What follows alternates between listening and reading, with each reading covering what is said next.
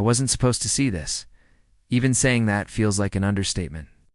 I've watched my fair share of disturbing things online, grainy deep web clips, cursed YouTube uploads that vanish overnight, even the infamous banned episodes. People whisper about on forums, but nothing, and I mean nothing, prepared me for what I stumbled across, connected to Cartoon Network. Yes, that Cartoon Network. The same channel you probably grew up with, the bright colors, goofy sound effects, the late-night reruns that comforted us when the world felt simple. But buried beneath that nostalgia, there's something else. No network would. Deny until their dying breath. Something I wish I could erase from my memory. I know how this sounds. Another lost episode story. Another creep online trying to milk your fear with half-remembered cartoons and vague descriptions. Believe me, I wouldn't waste my time or yours if this were just a recycled urban legend. But the truth is, I've seen it. The fact that you're listening to me right now means you're already closer to it than you should be. The worst part? No one remembers it, at least not anymore. I've searched archives, fan sites, even obscure message boards filled with obsessive collectors who've cataloged every Cartoon Network pilot, its promo and bumper that ever aired. It's like this show never existed. But I swear on everything, I have left it dead. The more I dig, the more dangerous it feels. Like just naming it out loud invites something I don't want near me. When I close my eyes at night, I can still see it fragments of distorted animation the way the characters would. Pause, almost as if they were listening. There's one image in particular that won't leave me alone. A cartoon smile that didn't stop at the mouth. It stretched across the entire face, sharp and hollow. Like it knew exactly who was watching. I shouldn't be telling you this. I know that. Every instinct in me is screaming to shut up, to bury the memory, to let this show fade back into whatever hell it crawled out of. But silence doesn't help either. If anything, silence makes it worse. You need to know. You deserve to know what they tried to hide. Because if this thing resurfaces, and trust me, you'll want to recognize it before it recognizes you. But to understand how I found it, I need to start from the beginning. Before I get too deep into the nightmare, I want you to picture something familiar.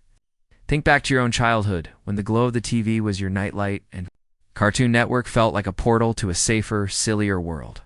For me, those nights are some of my strongest memories. Coming home from school, throwing my backpack into the corner, and flipping on the TV before my parents even asked about homework. The afternoons were always predictable. Dexter's Laboratory, with its clunky gadgets and Dee Dee's annoying laugh. Ed Eddie, all Jawbreakers, and Cul-de-sacs. And, if I stayed up late enough, Courage the Cowardly Dog, a show that already pushed the edge of creepy but somehow made me feel more brave than scared. It was a routine, one I clung to. The cartoons were noisy, colorful, chaotic, and most importantly, safe. There was comfort in the ritual. The bumpers between shows, those surreal, funny little skits Cartoon Network used to run, the way Toonami felt like a secret club after dark where older kids were allowed to watch anime that felt forbidden, futuristic. The network had a kind of heartbeat, like it was alive, not just a channel, but a community you belonged to. And maybe that's why what happened later hit me so hard. Cartoon Network wasn't just TV, it was childhood itself. It was trust. It was a promise that even if the real world was complicated and unfair, at least the cartoons stayed the same. But even back then, every so often, I'd hear whispers. Cousin would say, "Did you see that weird episode of Courage that only aired once?"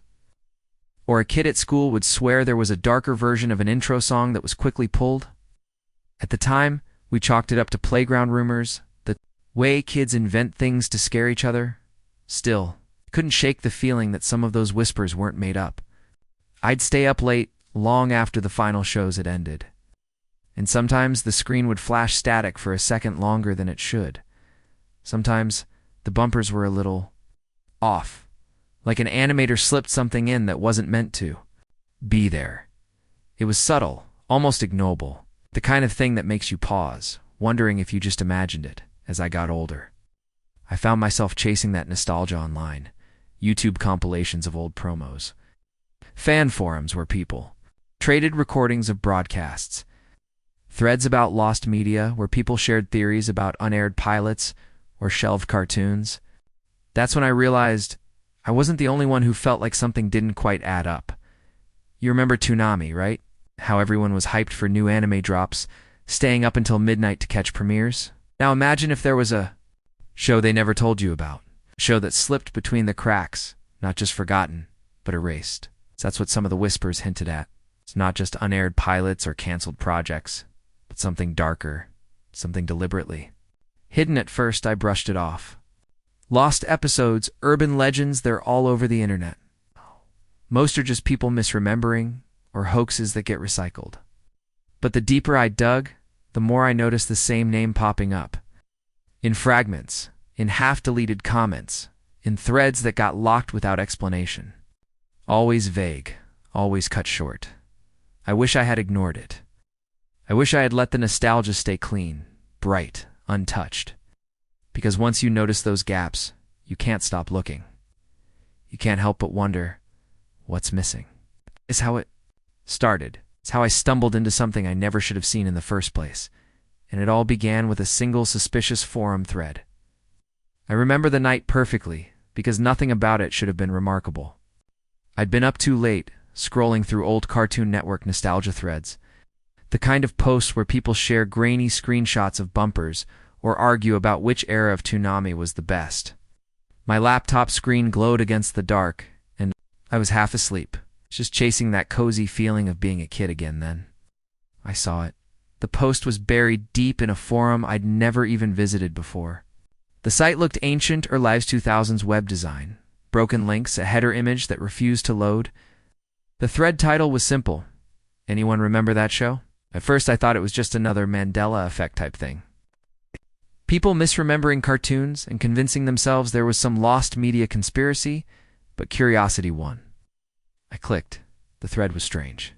The first post was short, written by a user named StaticReal89. Timestamped from nearly a decade ago, it aired once. Summer 2002. Late night block. I swear I didn't imagine it. Characters weren't right. Please tell me someone else saw. Beneath that, the replies trickled in, scattered across years. Some were confused. Heart Cartoon Junkie 94. What show link? Kid Vid fan. Sounds like you're thinking of Courage. Lots of creepy episodes. But then there were others, half deleted, half finished, like people had written more and then thought better of it. User deleted 2013. I remember. Don't search for it. Trust me. Pixel noise. It wasn't a pilot.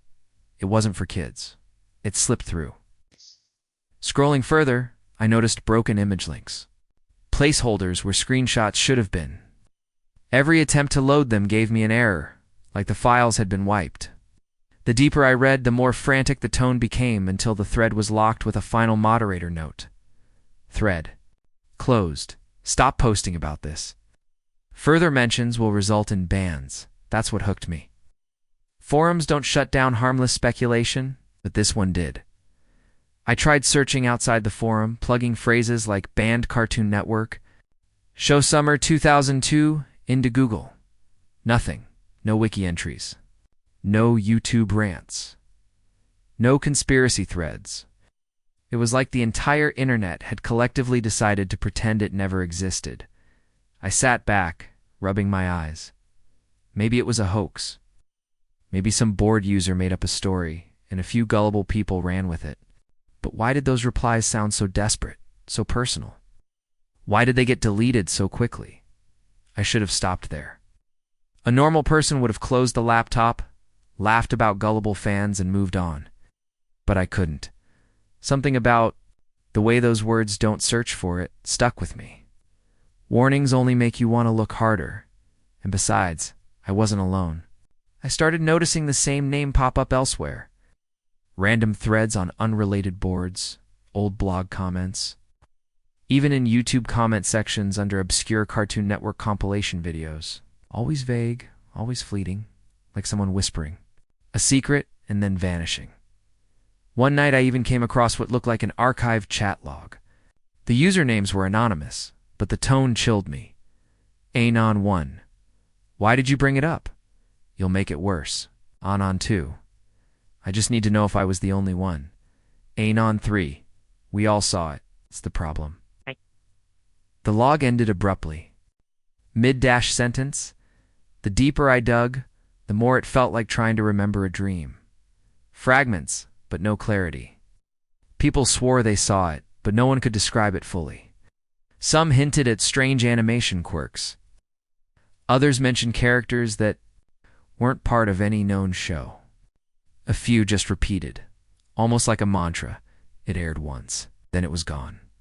That phrase echoed in my head long after I shut the laptop. It felt like a challenge, like the kind of riddle you can't let go of once it's in your brain.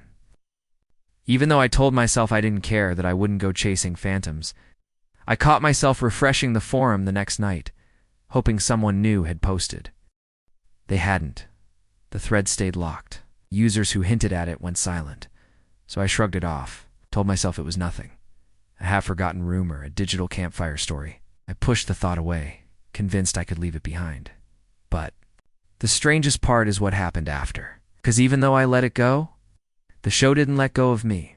I didn't go looking for it. That's the part that still unsettles me. After weeks of digging and chasing dead ends, the trail had gone cold.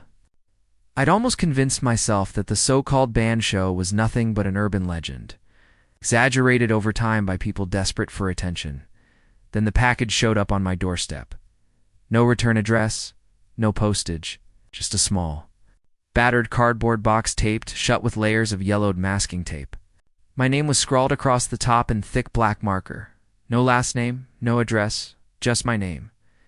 Inside was a single VHS tape, its label peeling, smudged with fingerprints that looked too dark to be just dirt. Written on the label, in faint, shaky handwriting, were 3 words: "Don't play me." I wish I could say I hesitated, that I had the good sense to throw it out, burn it, do anything but what I actually did. But curiosity has a way of digging its claws in. Besides, who even sends a VHS tape in 2023? The absurdity of it almost made me laugh. I borrowed an old player from a friend who collects retro junk and hooked it up to my TV when I pressed play. The screen flickered to life with a burst of static, followed by the unmistakable jingle of a Cartoon Network bumper. Bright colors, bubbly music. For a moment, I felt like I was 10 years old again. The episode opened the way countless others did, cheerful characters bouncing onto the screen. Exaggerated voices, laugh track energy. Nothing seemed out of place. I actually laughed at myself, muttering, "So this is it? This is what people are so scared of?" But then, little things began to feel wrong. The colors were too bright, almost oversaturated. Someone had cranked the contrast until it hurt to look at. The music, while familiar, carried a faint distortion, as if the audio was being dragged through water. And every so often, the characters would pause, just for a second too long. Their eyes locked in expressions that didn't match the scene, as though the animation had been interrupted mid-frame. I told myself it was just the tape degrading. VHS transfers are notorious for glitches. Still, something about the pauses felt intentional, like the characters were aware of me watching at one point. A character one I didn't recognize from any Cartoon Network show turned to face the screen. They didn't speak, not in the usual way. Their mouth opened, but instead of dialogue, the audio warped into a low, buzzing hum, so deep it rattled my chest. It only lasted a few seconds, and then the laugh track kicked back in, jarringly normal, like nothing had happened. I'll tell you exactly what I saw in a minute.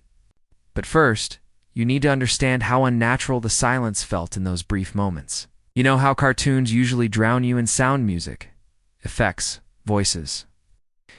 Here, the silence pressed down like a weight. It wasn't just quiet, it was empty. The story of the episode itself didn't make sense. Characters wandered through backgrounds that seemed too detailed, almost photorealistic compared to their cartoonish designs. At one point, the setting shifted to what looked like a suburban neighborhood, not stylized, but eerily real, like someone had traced over footage of an actual street. And the expressions. God, the expressions. The smiles lingered too long. The eyes didn't blink when they should. Once the frame froze on a character's face for nearly 30 seconds, their grin stretching wider and wider until the edges bled into static. I wanted to stop. My finger hovered over the eject button more than once, but something held me there. An awful pull that whispered, "Keep watching." The tape continued, cycling through fragments of episodes, some cut off mid-scene, others playing out in distorted loops. A few clips repeated themselves with slight changes, different voices, different colors, as if the tape couldn't decide which version was the real one by the time the screen faded to black. I realized I'd been holding my breath. My chest ached. The silence stretched on for nearly a full minute before the static hissed again and the Cartoon Network logo flashed.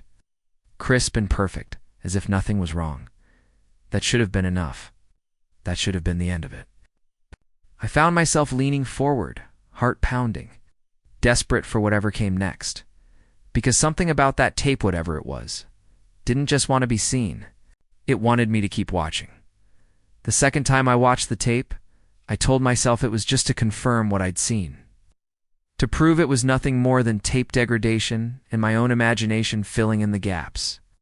But if the first viewing felt like an uncanny echo of the Cartoon Network I remembered, the second was something else entirely. The brightness was gone. The colors were muted now, as if someone had drained the life out of them. The characters I recognized from before still appeared, but their designs had shifted, lines rougher, eyes duller, movements slower. Jokes landed with dead silence. Laugh track was still there, but it no longer matched the dialogue. It erupted in bursts at the wrong moments, harsh and grating, like the laughter of strangers listening from somewhere you couldn't see. I tried to tell myself it was a coincidence, some editing error. But then the pacing changed. Scenes began to linger far too long, frames holding just a beat past comfort until my skin prickled. Characters would stop mid-action, turning their heads toward the screen.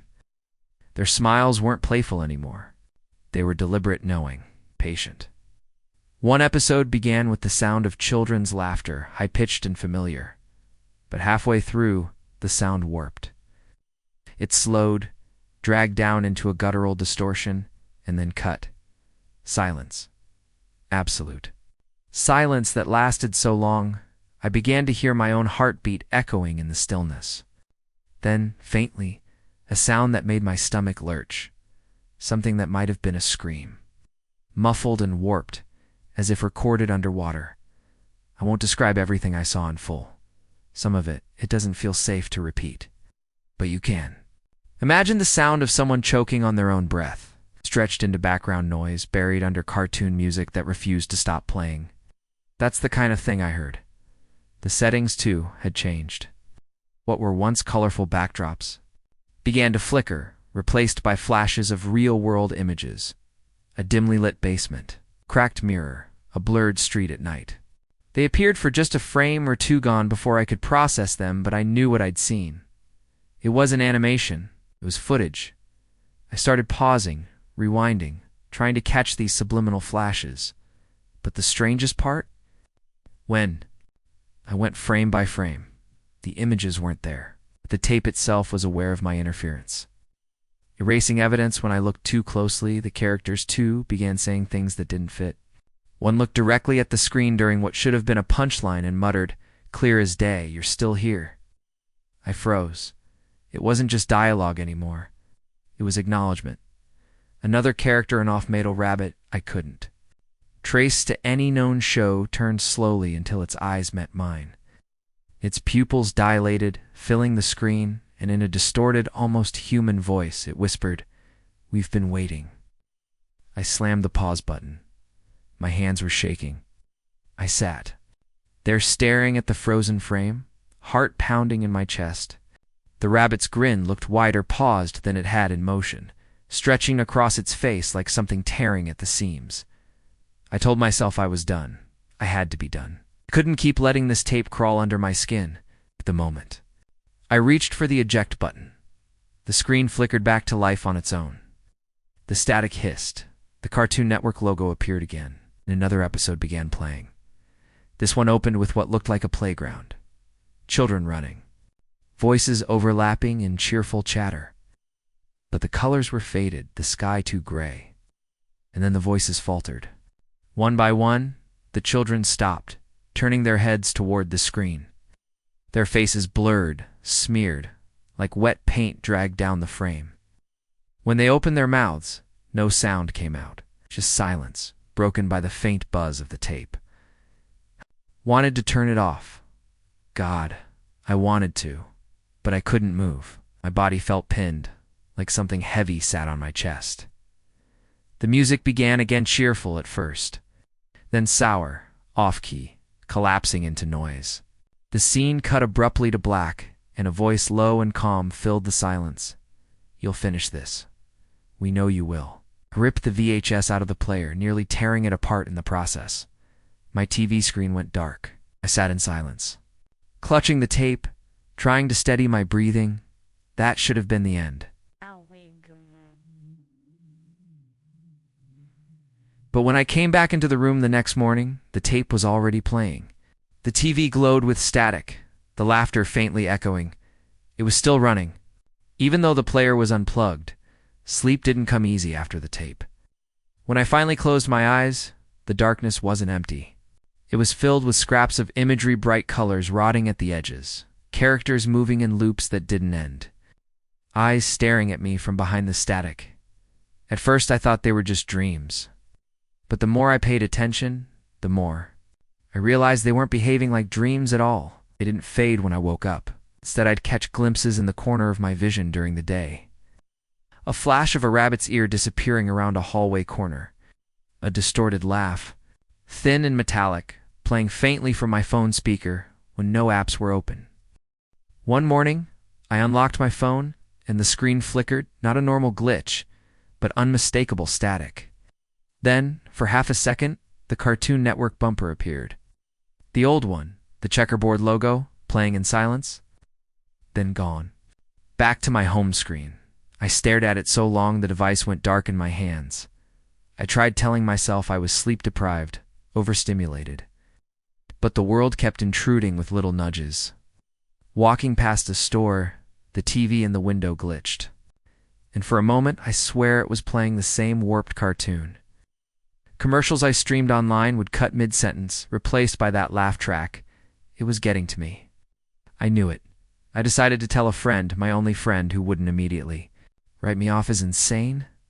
His name was Mark. We'd grown up watching Cartoon Network together, trading VHS tapes of late-night reruns like they were contraband. If anyone would understand, it was him. We met at his apartment. I told him everything, from the tape to the rabbit to the way the show kept following me. Mark laughed at first. "Man, you've been binging too many creepypastas. Probably just dreamed it all. Nostalgia rewires your brain." I wanted to believe him. I wanted so badly to believe it was just me. Then, as we sat there, my phone buzzed on the table. I hadn't touched it. The screen lit up with static again, clear enough for Mark to see. "What the hell?" muttered. Before I could answer, the static shifted. The same playground scene I'd seen in the episode flickered across the screen. Children. Blurred, standing still, staring. Mark grabbed the phone. This isn't a video file, right? You didn't download this?" "I didn't," I whispered. He stared at the screen, pale, waiting for an explanation that wouldn't come. Then the audio kicked in, the laughter warped and dragging. Rising like a scream underwater, Mark dropped the phone. It hit the floor with a dull thud, but the image kept playing. For the first time, I saw the certainty in his eyes collapse. He looked at me, voice trembling. That wasn't part of the show, right?" I didn't answer, because the truth was, I didn't know anymore. The boundaries had started to blur. Whatever lived inside that tape had followed me home, crawled into my devices, my head maybe even further, and Mark had seen it too, which meant I wasn't crazy. Or worse, I wasn't alone in this anymore. That night I lay awake, staring at the ceiling. I knew this wasn't random. If the show had made it to me, if it had made it to Mark, then there had to be others. Somewhere. Someone else must have stumbled onto the same cursed reel. Maybe, just maybe, they had answers. I resolved then that I had to dig deeper. I needed to know where this came from, why it existed, and how it was still bleeding into the present. Because if I didn't, it was only going to get worse. Curiosity is poison, but once it's in your bloodstream, you can't get it out. What happened with Mark? After realizing the show wasn't confined to a single cursed tape, I couldn't leave it alone. I needed answers, so I started digging. Not just casual Googling, I went deeper. Old web archives, buried forum threads, places where people collect fragments of lost media like puzzle pieces. At first, it was the usual rabbit hole of urban legends, unaired pilots, storyboard leaks, scrapped projects. But the deeper I went, the more I saw the same ghostly outline of something that matched what I'd watched. One forum thread from 2003, archived in bits and pieces, had a post titled CN Pilot. Banned after one airing, user was gone. Deleted, their profile scrubbed, but a few of their words lingered. It only aired once. Late at night, filler between shows. Nobody talks about it now, but I swear I saw it. Didn't look like anything else. The replies were half deleted, replaced with user not found. But one message was still intact. Don't search for it. Trust me, that same warning I'd already seen echoed before. I widened the net. On an obscure lost media wiki, I found references to canceled Cartoon Network projects from the late 90s. Some were harmless shows that never got picked up. Pilots that tested poorly with kids. But tucked among them was a single line about an unnamed experimental short that caused adverse reactions during testing. No title listed, no creators credited. Just that phrase, adverse reactions. It didn't stop there. Animation blog. I stumbled on an interview with a former CN animator. Most of it was lighthearted nostalgia jokes about working on Johnny Bravo, but buried at the bottom, there was an offhand comment about a project so weird. Even Cartoon Network doesn't keep the reels in-house. Then I found something worse. A leaked email chain, supposedly from within the network, surfaced on an archive site. I can't confirm it was real, but it lined up too neatly. The emails talked about viewer complaints after a single airing. Of an unnamed program parents, reporting that their children woke up screaming at night, and even claiming their kid refused to speak for days. The executives went back and forth. Some insisted it was a prank. Others wanted the footage destroyed. But the chilling part was the way they described the show. One exec wrote, "It doesn't look like animation." Not in the traditional sense. If you slow it down, frame by frame, you see things that shouldn't be there. Another replied, "Don't call it animated. Don't call it anything. Just bury it." That phrase stuck with me. Don't call it anything. From there, the theories spiraled. Some said it was animated overseas, a cheap outsourcing gone horribly wrong. Others claimed it wasn't animated at all, but filmed spliced with real-world footage that was later distorted into cartoon form. I found a thread speculating it was connected to an intern scandal, that footage had been slipped in as some sick joke before broadcast. Another insisted it was tied to an urban legend, that an animator had disappeared mid-production and his unfinished work somehow kept rendering itself. I don't know what to believe. All I know is the fragments exist, scattered across the web like breadcrumbs someone tried to sweep away but missed. And every time I found a piece, I felt the same gnawing dread in my stomach. This wasn't supposed to be seen. Not by me, not by anyone. I need to ask you something directly. Has anyone else heard of this? If you're listening to me, if this jogs even the faintest memory, tell me I'm not alone. Leave a comment, send a message, anything. Because if I'm the only one carrying this knowledge, then I don't know how much longer I can hold on to it. And yet, even after uncovering all of this, the rumors, the emails, the warnings, it wasn't enough. Curiosity pushed me further, past the point of safety. Because if there really was a final episode, then I had to see it. That's when I made the worst decision of my life. I watched the final episode. I told myself I'd stop. I told myself that all the warnings, all the broken fragments I'd pieced together were enough. That's a lie. Because when the final episode appeared on my hard drive, no download notification, no source, just there I opened it. And I watched the file name was nothing but static symbols, like corrupted text. I double-clicked anyway. It opened with the familiar checkerboard Cartoon Network bumper, but it was wrong. The colors were bleeding at the edges, black seeping into. White squares like ink soaking through paper. The music was slowed down. Each note stretched until it sounded like metal groaning. Then the episode began. At first, it looked like the same setting as before. a playground, empty under a gray sky. The camera, if you can call it, that panned slowly across the jungle gym, the swings, the cracked blacktop. But everything was silent. No wind, no laughter. Just the faint buzz of static. The characters appeared one by one. Smiles, exaggerated cartoon movements. Instead, they just stood there. Still. Too still. Their eyes were too large, unblinking, staring directly at the screen, and then at me. I swear it felt personal this time, not like I was watching them, but like they were waiting for me. The episode didn't follow any story. It lingered on scenes to long 20 seconds of nothing but a character staring, mouth twitching as if about to speak but never quite forming words. Then quick cuts, subliminal frames of things I can't fully describe, faces that weren't drawn but photographed. Places I half recognized, like childhood snapshots twisted into background art. The sound was worse. Children's laughter played faintly in the distance, echoing, overlapping. Then it would cut to silence so abrupt my ears rang. Once I thought I heard whispering layered under the static dozens of voices too fast to make out. But when I rewound, it wasn't there anymore. And then they finally spoke. One of the characters, the rabbit, stepped forward. Its body was jerky, like frames were missing. Its smile was wide, too wide, and when it opened its mouth, the voice wasn't a cartoon voice at all. It was layered, distorted, human. It said my name. Not once. Over and over, drawn out, slurred, but unmistakable. My real name. I froze. I couldn't breathe. The other characters joined in, surrounding the rabbit.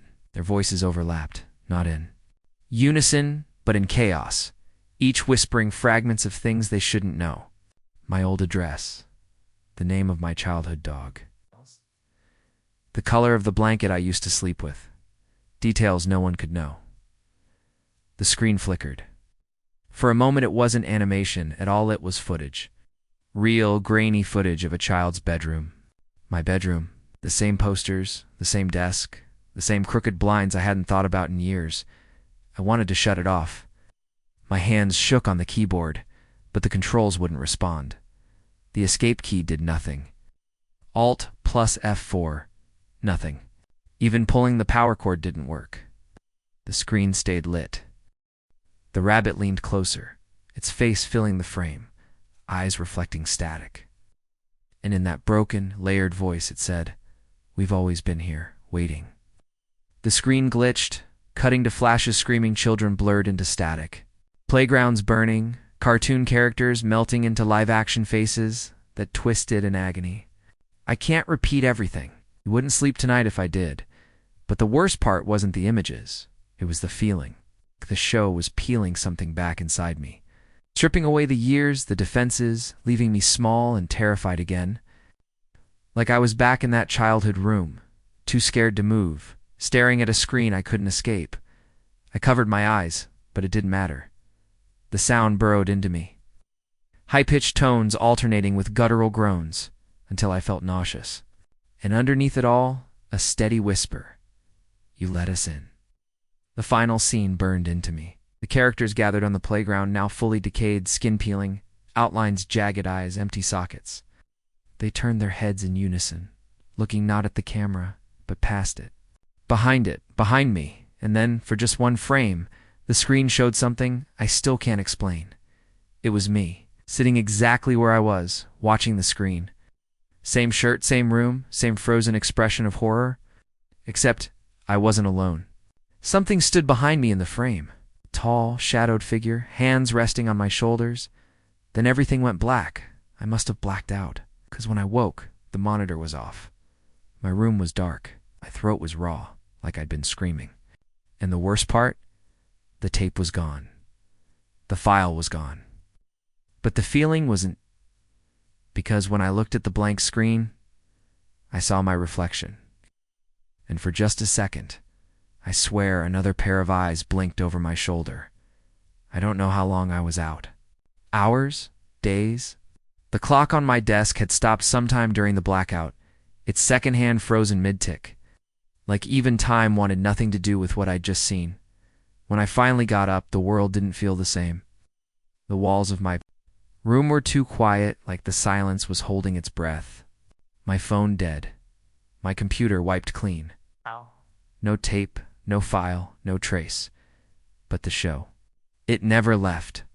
Now the whispers come in waves, folded into the static of everyday life. When I turn on the TV, the white noise between channels breathes with faint voices, murmuring my name. My phone glitches at random, the screen flashing distorted thumbnails of cartoons that don't exist. Sometimes YouTube recommends videos with titles I know I've never searched for. Play With Us Again, or The Last Broadcast. The thumbnails are blurred, uncanny, but if I look too long, I swear I see those same cartoon faces smiling back. Mark won't answer my calls anymore. The last time we spoke, he sounded broken, like he'd seen something worse than me. He just whispered, "Don't talk about it. Don't spread it." And the line cut. His number's been disconnected since. I've tried to sleep, but the dreams won't let me.